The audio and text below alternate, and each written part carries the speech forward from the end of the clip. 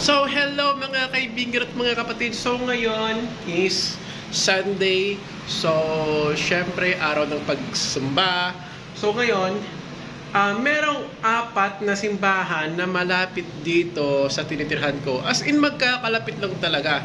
Okay, hindi siguro umabot ng 1 kilometer yung pagitan sa isa't isa, or kung umabot man ng 1 kilometer, mga at least mga 1 kilometer lang yung pagitan ng mga simbahan dito.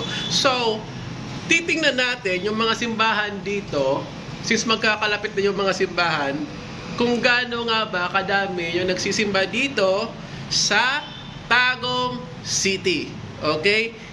Actually, maraming simbahan dito pero yung pupuntahan lang natin ay yung mga simbahan na malapit dito sa tinitirhan ko.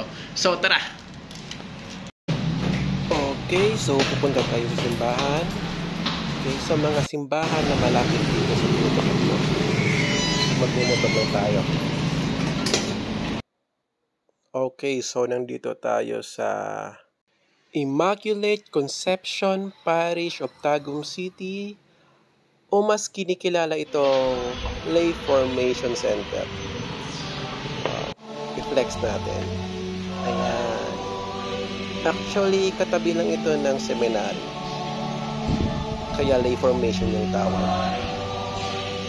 Okay, di ba ang ganda? Simple lang pero maganda siya. At titingnan natin yung loob. Voice cover lang pala ito Hindi talaga ako nagsasalita dito sa loob ng simbahan. Okay, titingnan natin yung loob. Okay, hindi na ako papasok bibidyohan ko lang yung loob dito sa labas. So, as you see, puno yung simbahan. At eto, alis na ako. At punta naman tayo sa isa pang church. At eto nga, parang katatapos lang din ng misa. So, ito pala yung Our Lady of Fatima Parish. At ito yung mahirap dito. Kasi nga, pag may misa, kailangan isarado yung buong kalye. At ginagawang parking space yung daanan sa harap. At ito yung loob. So, nagaantay yung tao ng susunod na misa. Marami-rami na rin.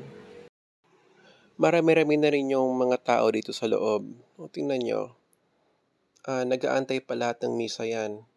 Siguro magsa-start yung misa after 20 minutes, ganon. So, ito yung mga sakristan dito.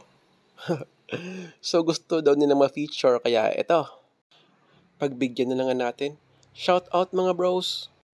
Okay, so ito yung Our Lady of Fatima Parish. So, kailangan ko naman pumunta sa isa pang parish na malapit dito. Okay. Doon tayo sa parish, sa pinaka-downtown talaga ng Tagum. So, ito naman yung Parish of Eucharistic King of Tagum.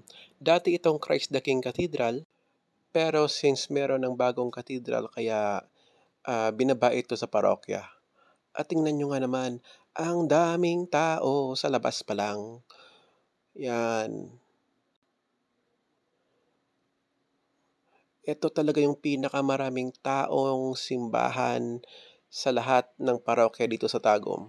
Tingnan nyo nga naman. Talagang ang dami talagang tao dito. 9 masses per Sunday to, pero ganito kadami every mass. Sino magsasabing walang nagsisimba sa Katoliko? Tingnan mo nga naman, ang dami ganyan karami ang Katolikong nagsisimba dito sa Tagum City pa lang. Yan. Sinong nagsasabi na pakonti ng pakonti? Ang dami. Umaapaw nga, walang maupuan sa loob. And finally, nandito tayo sa Christ the King Cathedral. Ito yung bagong cathedral na sinasabi ko. Nagpatayo ng mas malaki kasi sobrang sikip doon sa lumang cathedral. At dito pala ako nagsisimba palagi. Pero kahit na nagpatayo na ng ganito kalaking cathedral at ganito kalawak, ay sobrang sikip pa rin doon sa dati. Nakikita nyo naman.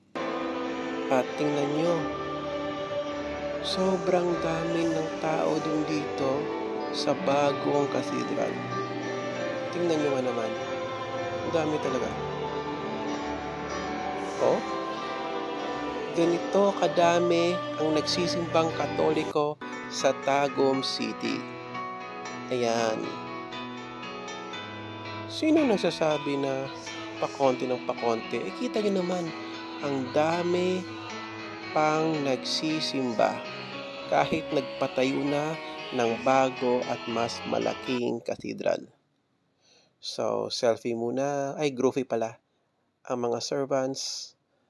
Okay, siguro nagtataka kayo kung bakit sa dinami-dami ng mga church na pinuntahan ko, dito talaga ako nagsisimba.